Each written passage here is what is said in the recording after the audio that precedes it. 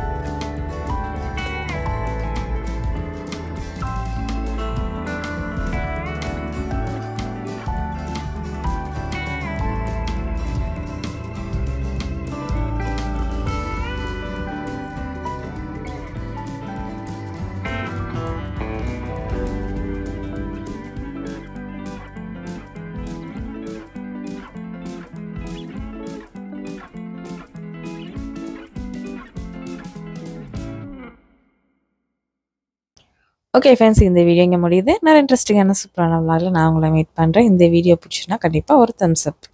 பாய்.